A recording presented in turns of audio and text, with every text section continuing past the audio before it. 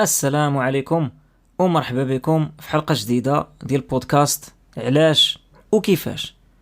الحلقة ديال اليوم هي الحلقة رقم 69 وهي أول حلقة في العام ديال 2023 اللي كنتمناو غادي يكون فيه عام ديال الاستمرارية ديال هذا البودكاست باش نكملوا في المفاهيم اللي كنهضروا عليها ونحاولوا نتعمقوا أكثر وأكثر في شي حوايج ونتفلسفوا فيها باش نفهموا حسن داكشي اللي كنعيشوه كل نهار وداكشي اللي كنشوفوه في حياتنا.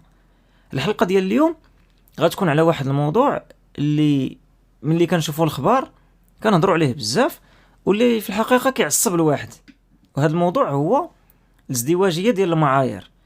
كيتسمى الازدواجيه ديال المعايير ولا الكيل بمكيالين، ولا بالفرنسي كيتسمى دو بوا دو ميزور، ولا بالانجلي دبل ستاندردز، اللي هو واحد الموضوع ولا واحد المفهوم اللي كاين العالم كله كيهضر عليه واللي كاين في بزاف ديال المجالات. غادي نبداو اولا بطبيعه الحال بالتعريف ديالو ومن بعد عاوتاني غنتفلسفوا وغنتعمقوا فيه. اذا اول حاجه شنو هو التعريف ديال ازدواجيه المعايير؟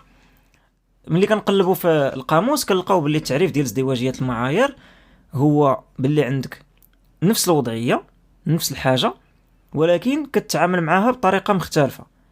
وهاد الازدواجيه ديال المعايير تقدر تكون اما ما بين انسان وانسان، اما ما بين انسان ومجموعه، اما ما بين مجموعه وانسان، اما ما بين مجموعه ومجموعه ولا بلاد وبلاد. وهنا غادي نعطيو بزاف ديال الامثله باش نحاولوا نفصلوا مزيان في هذا الموضوع، حيت شي مرات الامثله غادي يخليونا نفهموا التعريف حسن. نعطيو مثال الاول اللي هو سهل. المثال الاول اللي هو سهل واللي اغلبيه ديالكم غيكونوا عارفوه هو مثلا في الاخبار. مثلا بالنسبه للحرب اللي كاينه في اوكرانيا، الحرب اللي كاينه في اوكرانيا غادي تلاحظوا باللي بزاف ديال البلدان خاصه اوروبا ولا الامريكان كيهضروا عليها وكيتضامنوا مع الناس في اوكرانيا وكيقولوا بان روسيا استعمرات اوكرانيا وبان هادشي خايب. ومن جهه اخرى كتجي وكتسولهم مثلا على فلسطين ولا كتسولهم على اليمن اللي حتى هي كتوقع فيها نفس الحاجه نفس الوضع. شنو هو واحد الدوله مستعمره دوله اخرى ولا هاجمه عليها وداير عليها حرب، وما كتلقاش نفس النوع ديال التعامل. يعني مثلا المهاجرين الفلسطينيين ولا اليمنيين صعيب باش انهم يمشيو لاوروبا مثلا وياخذوا اللجوء، بينما المهاجرين الاوكرانيين سهل بزاف. هذا مثال ديال ازدواجيه المعايير في المجال ديال السياسه ما بين دوله ودوله، يعني المستوى الكامل ديال دوله. كاين موضوع اخر هو الناس، يعني مثلا ما بين الرجل والمراه. انا عطيتها هو فيه مثال. مثلا كاين شي بلدان اللي تعطيو الخلصه للراجل كبر من الخلصه للمراه، علما انهم تيديروا نفس الخدمه. يعني حتى هذه ازدواجيه ديال المعايير. علاش؟ لان عندك نفس الوضعيه، عندك نفس الخدمه، نفس العدد ديال السوايع، ولكن على ود شي واحد الجنس ديالو معين غتعطيه خلصه اكثر من الاخر. ماشي ضروري يكون الجنس، يقدر يكون حاجه اخرى. مثلا كاين اللي تيكون على حساب حتى الجنسيه، يعني مثلا المهاجرين كيتخلصوا عاده قل من صحاب البلاد، علما ان المهاجرين تيديروا نفس النوع ديال الخدمه. بطبيعه الحال هادشي كله عنده تفسير، ما جايش من فراغ. مثلا بالنسبه للقضيه ديال الرجل والمراه غادي يجي وغيقول لك وراه حيت في التاريخ المراه اصلا ما كانتش كتخدم، ومن اللي بدات تخدم ما كانش من المفروض انها تخدم، على حساب زعما هذوك الناس اللي غادي يقولوا هاد الافكار هذو ولا هاد الطرح هذا، وداكشي علاش قبلت تخلص قل. نفس الحاجه بالنسبه للمهاجرين، غيقول لك المهاجرين في بلادهم اصلا هما كانوا كيتخلصوا قل في بلادهم، فهو كيجي كيقبل باي حاجه غير باش يخدم وما يبقاش عايش وضعيه خايبه. بينما ولد البلاد كيكون عاده باغي يكون هذاك الخلصه اللي غادي يتخلص تكون في المستوى. كاين عاوتاني مسائل اخرى ديال ازدواجيه المعايير عندها علاقه بالحوايج اللي الواحد كيقبلهم يداروا على ناس اخرين ولكن ما كيقبلهمش على راسه، ولا العكس. ونعطي امثله. نخليو مثلا ديما ما بين الرجل والمراه. مثلا كاين بزاف ديال الرجال اللي هو بالنسبه له خصو المراه تكون عندها العذريه ديالها، ولكن هو ما عندوش مشكل انه يدير ممارسه جنسيه قبل. هذه فيها ازدواجيه المعايير لانه هو ما متفقش مع المنطق ديالو ولا المبدا ديالو، ولا العكس. يعني مثلا المراه، واخا هذا المثال ما كنشوفوش بزاف، ولكن المراه اللي غادي تقول انه الراجل خصو يكون عنده العذريه وبينما هي مثلا ما عندهاش. يعني بحال هذه المسائل هذه فيها ازدواج المعايير. كاين نوع اخر ديال الازدواجيه ديال المعايير عنده علاقه بالتعامل.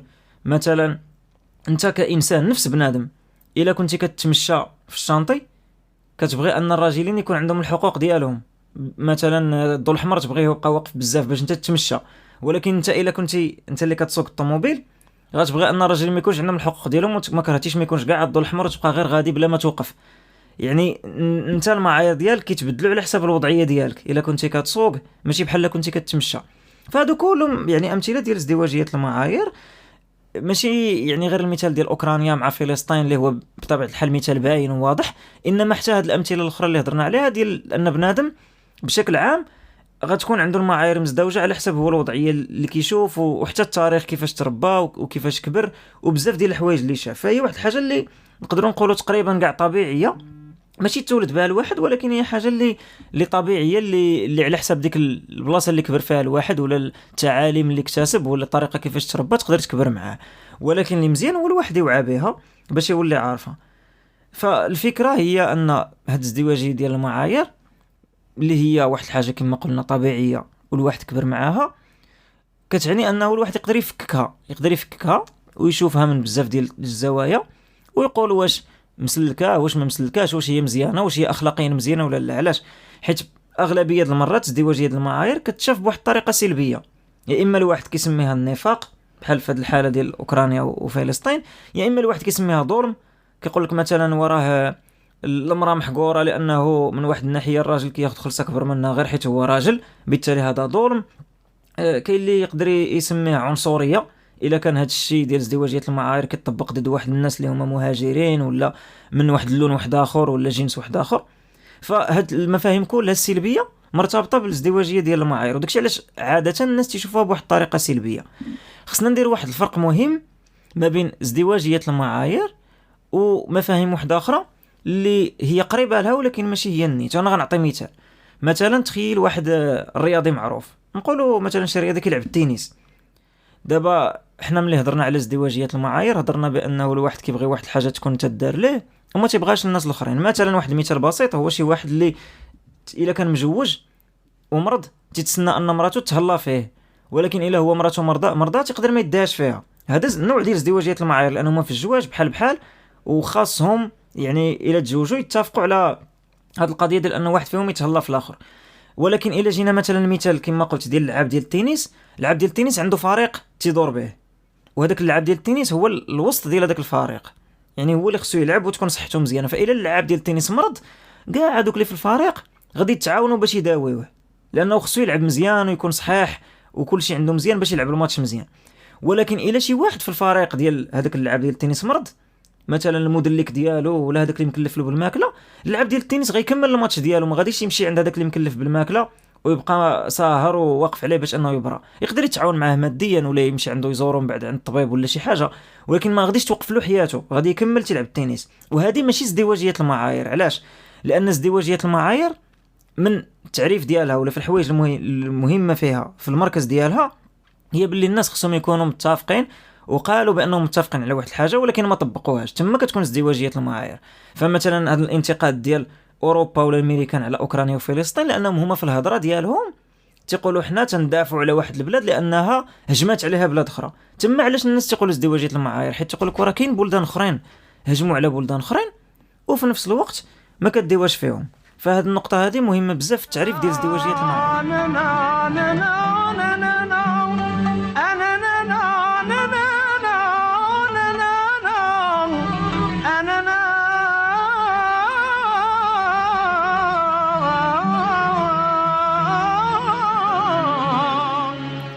اذا عرفنا الازدواجيه ديال المعايير، السياسه ديال الكيل بمكيالين، وحاولنا نعطيو امثله عليها، وشفنا كاع حتى الفرق بينها وبين شي حوايج اللي هما قراب ليها ولكن ماشي هما النيت. بحال كما قلنا باللي ازدواجيه المعايير كنهضروا عليها الا كانوا اصلا شي اطراف تيقولوا باللي هما متفقين على واحد الحاجه ولكن هما راه بصح ما متفقينش عليها، بحال فيها النفاق. اما الا شي واحد هو عنده واحد الاتفاق من الاول فراه ماشي ازدواجيه المعايير. بحال جوج الناس مزوجين وهما متفقين ان واحد غيمشي يتقدى والاخر غيدير شغل ديال الدار مثلا ولا شي حاجه بحال هكا، هذه ماشي ازدواجيه المعايير حيت هما اصلا متفقين. يعني الكلمه ديال متفقين هي بحال قلتي الساروت اللي كاين في الازدواجيه ديال المعايير. والا شي وحدين متفقين واخا هكاك تيديروا اطراء داكشي مختلف ولا قواعد مختلفه، تما راه ازدواجيه المعايير. كما عطينا المثال في السياسه ديال انه البلدان اللي كتقول لك وراه هذا بلاد محتله بلاد اذا خايبه، ولكن ملي كتجي تجبد ليه مثال واحد اخر بلاد محتله بلاد هو بالنسبه له زوينه، هذيك كتسمى ازدواجيه المعايير. دابا الا جينا نشوفوا علاش كاينه هذه الازدواجيه ديال المعايير، شنو الاسباب ديالها؟ واش غير جات هكاك والناس رشقات ليهم وبغاو ياخذوا جوج ديال الاوضاع، ولا يديروا قواعد مختلفه، ولا كيفاش؟ غادي نحاولوا نشوفوا شويه من الاسباب، ومن بعد راه غادي تكون شي اسباب اخرى اللي يمكن ما غاديش نذكروها، ولكن اللي حتى هي زعما نقدروا نجبدوها من بعد الا وصلنا لها في التفلسيف ديالنا. اول سبب هو انه في اللاوعي يا اما ديال بنادم ولا ديال المجموعات ديال البشر كيكون فيه ديما تراكمات ديال داكشي اللي كان قبل من التجارب ومن الماضي ومن الثقافه وبزاف د الحوايج بحال هكا. وهذا الشيء كيخلي الواحد عنده دائما واحد الحاجه اللي كتسمى البايس، يعني واحد التحيز لشي حوايج على حوايج اخرين. ونعطيكم امثله. بحال في الاول هضرنا على المثال ديال الرجال والعيالات. كما معروف انه العيالات كانوا مظلومين في التاريخ من شحال من حاجه، من ناحيه ديال الحقوق ديالهم، من ناحيه ديال انهم كانوا ديما تيجلسوا في الدار وما تيخدموش، من ناحيه ديال انهم ما كانوش تيصوتوا في الانتخابات، من ناحيه ديال ان الخلصه ديالهم قل من الخلصه ديال الرجال. فتاريخيا كان هذا التحيز، وداكشي علاش بزاف د المرات يقدروا بزاف ديال الرجال يفكروا بواحد الطريقه اللي كتعطي امتياز للراجل اكثر من المراه. في هذه الحاله يقدر يكون عنده ازدواجيه المعايير، يعني الا شي مراه دارت شي جريمه يقدر غيشوفها بواحد الطريقه ماشي بحال الا شي راجل دار جريمه، وخا هي نفس الجريمه وخصو يكون عندها نفس العقوبه مثلا. هذا مثال. هذا الشيء ديال التاريخ عنده علاقه حتى بالدول مثلا. يعني مثلا الا كانت شي دوله مستعمره دوله اخرى وكتبان لهم ديك الدوله كانت ضعيفه في الماضي، الا وقع فيها شي حاجه ما غاديش يتسوقوا لها وسائل الاعلام كما لا تسوقوا لشي دوله كبيره عندها النواوي مثلا. وهذا حتى هو داخل في اطار انه حيت في التاريخ كانوا الناس تيشوفوا واحد الدوله بواحد الطريقه، كيبقاو يشوفوها بحال هكاك حتى من بعد وما كيتسوقوش ليها بزاف. هاد القضيه ما كايناش غير في رجال وعيالات ولا في الدول، يعني كاينه تقريبا في كاع المواضيع. مثلا حتى الاقليات، يعني مثلا الاقليات اللي من شي بلايص حيت كانوا محقورين ولا حيت هما مازال محقورين، كاين عليهم الازدواجيه ديال المعايير. يعني الا وقع لهم شي مشكل، الا وقعت واحد الكارثه، واحد العمل ارهابي ولا زلزال ولا شي حاجه في شي بلاد اللي ما مسوقينش لها بزاف د الناس، ما غاديش يكون عليها الهضره بزاف. بينما الا وقعت شي حاجه في شي بلاد اللي مثلا هي اللي كتحكم في وسائل الاعلام ولا هي اللي كبيره في العالم، كلشي غيبدا يهضر عليها كل نهار وبحال راه العالم كله تزلزل. بينما هو راه تقدر تكون نفس الحاجه ونفس العدد الناس اللي ماتوا وكل شيء. فهاد القضيه هذه هي كتاثر في علاش كيكون ازدواجيه المعايير، يعني لانه مثلا شي بلاصه عندها التاثير اكثر من بلايص اخرين. كاين عاوتاني سبب اخر علاش يقدر يكون ازدواجيه المعايير، هو على حساب القرب. والقرب ماشي غير في الجغرافيه، يعني يقدر يكون القرب في اي حاجه. مثلا الى انا شي حاجه وقعت لخويا نقدر غادي نتاثر بها، ولا غيكون عندي واحد الازدواجيه ديال المعايير مقارنه مع شي حاجه وقعت لشي واحد ما كنعرفوش. ما كنهضرش على انه يبقى فيا ولا ما يبقاش فيا، ولا ديك حاجه طبيعيه شي واحد قريب ليك يبقى فيك، ولكن كنهضر مثلا على التطبيق ديال القانون، على شي حوايج بحال هكا. وهذا المثال هذا كيبان بزاف نيت في هذه القضيه ديال اوكرانيا. يعني بزاف ديال الاوروبيين كيفسروا علاش انهم اهتموا باوكرانيا اكثر وما كيهضروش على سوريا مثلا. كيقول لك حيت اوكرانيا قراب لينا، هما بويض ومسيحيين بحالنا، وداكشي علاش حنا كنديوا فيهم اكثر. والعرب الا بغاو هما يديوا فلسطين اكثر ولا شي حاجه، لانهم هما كيعتبروا ان فلسطين قريبه لهم، وكل واحد يتحيز اكثر لهداك الشيء اللي قريب ليه. وهادشي بطبيعه الحال فيه بزاف ديال المغالطات، لانه اغلبيه ديال وسائل الاعلام ولا ديال السلطه راه كاينه في الدول اللي هي متقدمه، وبالتالي الا هما عطاو الاهميه لواحد الموضوع اكس، راه داك الموضوع اكس غيبقى يهضر عليه العالم كامل. لانه حتى وسائل الاعلام مثلا عندنا راه كينقلوا الاغلبيه المعلومات العالميه من عند وسائل الاعلام اللي في اوروبا ولا اللي في امريكا، ماشي كيخترعوا هما المعلومات من عندهم ولا كيجيبوا شي معلومات اللي جديده. يقدروا يجيبوهم ولكن ما غاديش تكون بنفس النسبه. فهذا هو سبب اخر، يعني السبب ديال القرب. اذا كاين هما بزاف ديال الاسباب اللي كيخليو انه كاين واحد التحيز ولا واحد الازدواجيه ديال المعايير. كاين عاوتاني واحد الحاجه اخرى، هي انه شي موضوع يقدر يكون غريب شويه، والا كان غريب الناس ما غيتعاملوش معاه بحال شي موضوع اللي هو شائع اكثر. وغادي نعطي واحد المثال باش نفهموه. مثلا المساله ديال الاغتصاب. دابا الاغتصاب الا خدينا هذا المفهوم هذا بحد ذاته، هو راه مفهوم خايب بزاف، مهما كان اللي داروا وضد من داروا. ولكن مثلا انه راجل اغتصب امراه هي الحاله اللي كتوقع في الاغلبيه ديال الاوقات، يعني هي حاجه خايبه وكيكونوا بزاف الجرائم والناس كيطالبوا بعقوبات، وهادشي اللي خصو يكون. ولكن مثلا الى امراه اغتصبت راجل، اللي هما شي مرات كنشوفوها في شي اخبار ولا شي حاجه. الناس اما كيبداو يضحكوا، كاين اللي كيبدا يضحك كيقول لك واه كيفاش مرات اغتصب راجل، كاين اللي تيقول لك واه ما كرهتش كنت انا هو اللي اغتصبته هاد المراه سعداتو بخير. يعني ما كياخذوهاش بنفس الجديه الا كانت على حساب الجنس. فهذا مثلا غيكون تحيز ضد هذاك الراجل اللي هو يقدر يكون تاثر. يعني ماشي ضروري انه الراجل يقدر يكون عجبو الحال. فهذه المساله هذه حتى هي مهمه، ديال انه الا كانت شي حاجه ما كتوقعش بزاف ولا ماشي وهي اللي كنسمعوا بها، حتى هي يقدر يكون فيها ازدواجيه المعايير. اذا ازدواجيه المعايير كما قلنا عندها بزاف ديال الاسباب اللي اما هما معروفين ولا شي مرات ما معروفينش، يقدر يكونوا اسباب ماشي ما فيهمش الوعي، غير حيت الواحد مولف على واحد الطريقه ديال التفكير ولا شي حاجه كيمشي في هذوك الاسباب وكيكمل معاهم. وداكشي علاش مهم ان الواحد يوعى بهذه القضيه ديال ازدواجيه المعايير لا بغى يصلحها. حيت لا بغى يصلحها اول حاجه خصو يعرف هي الاهداف. دابا السؤال اللي كاين هو واش هذوك الناس اللي هما كيديروا ازدواجيه المعايير واش هما باغيين يصلحوها ولا مسلكاهم ومزيان زعما ان تكون ازدواجيه المعايير.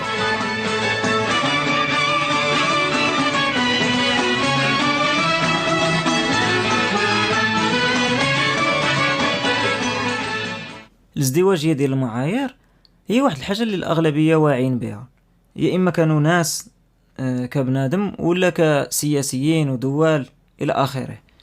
ولكن واخا هما واعيين بها كاين بزاف منهم كيبغي يخليها لبزاف ديال الاسباب. وغادي يكون صعيب اننا نقولوا باللي راه الناس ما واعيينش بالازدواجيه ديال المعايير ولا ما عارفينش، خاصه السياسيين، لانه هذاك اللي تيكون سياسي تيكون ضابط الامور ديالو مزيان وعارف كل حاجه علاش تيديرها وضارب الحساب ديالو بحال كيلعب الشطرنج. ولكن هو في نفس الوقت تيحاول دائما يخبي داكشي ويدير راسو ما عارفش ولا انه ما يهضروش الصحافه بزاف على هذه المسائل ولا على هذه القضايا هادو، حيت غادي يبرزطوه. هو ما تيبغيش تبرزي، تيبغي انه ما كرهش انه الناس ما يكونوش كاع عارفين هذه المواضيع. المهم علاش كاين هذه الازدواجيه ديال المعايير الا هما واعيين بها، وهي حاجه خايبه. يعني كما قلنا هي حاجه خايبه علاش الناس غيبغيو يعيشوا بها. كاين بزاف ديال التفسيرات اللي نقدروا نلخصوهم في واحد النوع ديال الفلسفه اللي هو واحد التيار فلسفي معروف سميتو الفلسفه النفعيه. الفلسفه النفعيه اول حاجه كيقول هي باللي الواحد كيدير داكشي اللي هو مسلكو يعني مفيد بالنسبه له. وبالنسبه لبزاف ديال الناس ولا بزاف ديال الدول هو كيتعامل مع واحد الوضعيه اللي نافعاه وكيدير معاها الاجراءات اللي باغي. مثلا الدول ديال اوروبا مسلكاهم انهم يعاونوا اوكرانيا وانهم يغوتوا عليها، وما مسلكهمش انهم يدافعوا على سوريا ولا يدافعوا على اليمن، لانه بالنسبه لهم هما داكشي ما غينفعهم في والو، بينما الغوات على اوكرانيا غينفعهم. نفس الحاجه بالنسبه للناس. يعني بزاف ديال الاوضاع اللي عطينا ولا بزاف الامثله ديال هذاك اللي كيتمشى على رجليه ولا اللي في الطوموبيل، هو مسلكو من يكون كيتمشى على رجليه انه يدافع على الحقوق ديال الراجلين، ومسلكو من يكون تيسوق انه يدافع على الحقوق ديال هذاك اللي تيسوق، ماشي شغلو في الاخر. هذا يعني واحد من الاسباب المسببات ديال انه كاينه هاد الازدواجيه ديال المعايير. وعلاش كتبقى لانه الواحد كيكون اناني على حسب هو فين كاين والوضعيه فين كاين، باغي غير هذيك الحاجه. واخا الحاجه الاخرى تقدر تكون تتبقى فيه ولكن ما عندها ما تبدلو. هو كانسان نفعي، يعني نفعي خصو دابا النتائج ديال داكشي اللي باغي. اذا داكشي اللي ما غيعطيش نتيجه ما تيتسوقش ليه. وهاد القضيه هذه نقدروا نلاحظوها حتى مثلا ملي تنشوفوا الاخبار ولا شي معلومات بحال هكا على شنو واقع في العالم، كتلقى بزاف ديال لانه كاين بزاف ديال الحروب، كاين بزاف ديال الناس اللي تيموتوا، كاين بزاف ديال الكوارث. واخا هكاك ما تيديوهاش فيها بواحد الطريقه اللي كبيره ولا بواحد الطريقه اللي خاصهم يديوها فيها، وانما كتكون دائما الهيلاله غير على شي موضوع معين. وهادشي كما قلنا راجع على هذه القضيه هذه ديال النفعيه ولا ديال الانانيه ولا ديال ان كل واحد كيشوف غير هذاك الشيء اللي مسلكو. فواخا هو يقدر يبقى فيه شي وضعيه ديال شي حاجه اللي واقعه في شي بلاد اخرى، ولكن كاين اللي غيقول لك وحنا ما نقدروش نحلوا المشاكل ديال العالم كله. اذا على الاقل انا من المنظور ديالي غادي نحاول نحل هذا المشكل هذا اكس اللي هو بالنسبه لي هو الاولويه، وغنعطيه كاع الجهد ديالي وداكشي.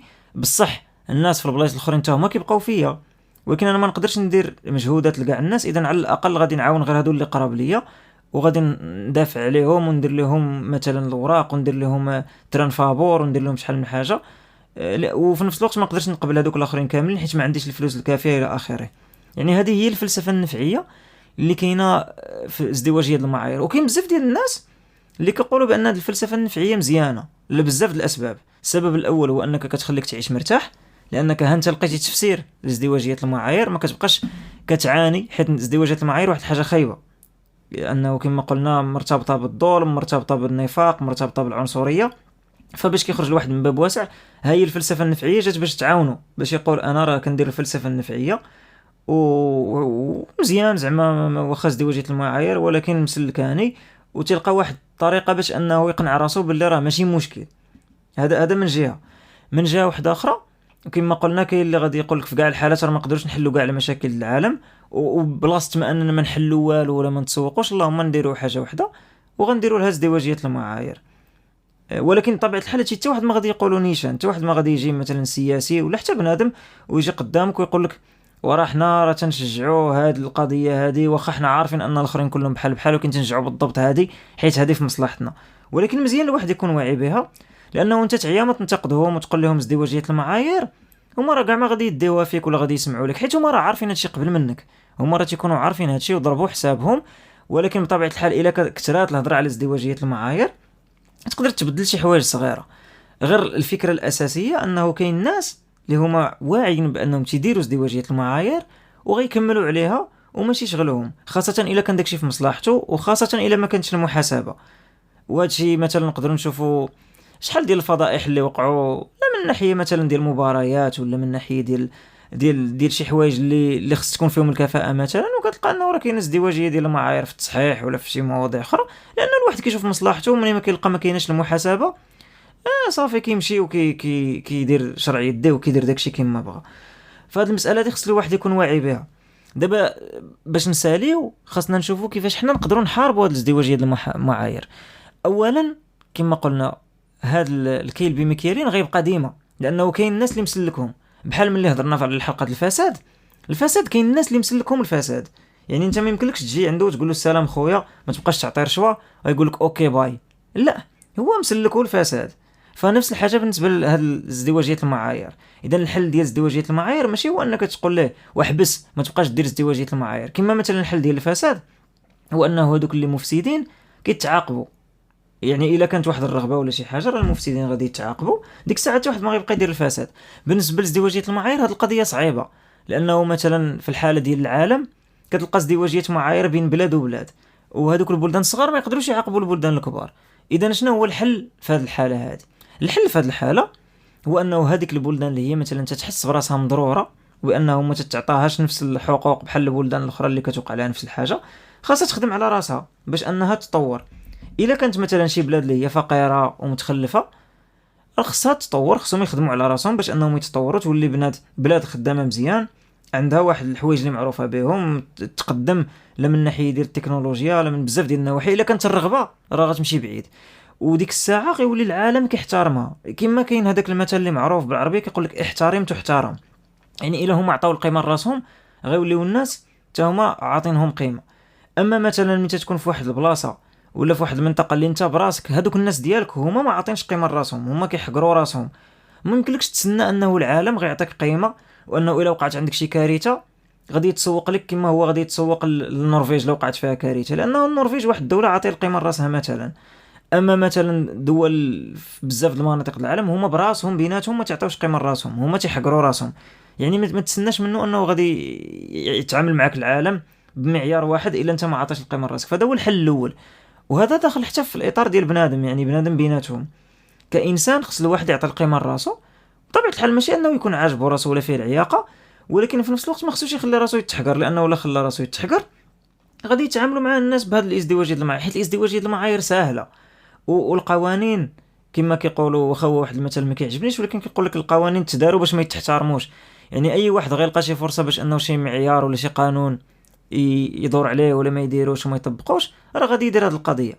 فداك الشيء علاش مهم بزاف باللي الا كنتي بلاد ولا الا كنتي واحد ولا مجموعه ولا شي حاجه انك تعطي قيمه لراسك. الا عطيتي قيمه لراسك ما يقدروش يديروا معك ازدواجيه المعايير.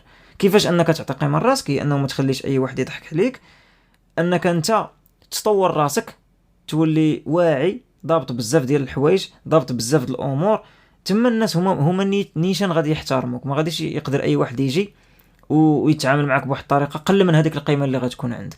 اما هو على حسب زعما انا ما فهمت من خلال التوجد ديال هذه الحلقه ومن خلال هذا التحليل اللي حاولت ندير، هو باللي ازدواجيه المعايير مع الاسف راه غادي تكون ديما. يعني ملي غادي نشوفوا الاخبار حتى من هنا 100 عام غنبقاو ديما نتعصبوا ونقولوا وعلاش هاد الاخبار هذه تهضروا غير على هاد البلاصه هذه وما تهضروش على البلاصه الاخرى واخا واقع نفس الحاجه. اذا اكثر حاجه نقدروا نديروا هي نهضروا مع هذيك البلاصه اللي مضروره، نقولوا لها عطي القيمه لراسك، حاول تطور، حاول تقدم، الناس الاخرين حتى هما يحاولوا يشجعوها وما يكون غير خير ان شاء الله. ملكت عقلي بتغريب شديد، طريقك عين الوسيم، تملكت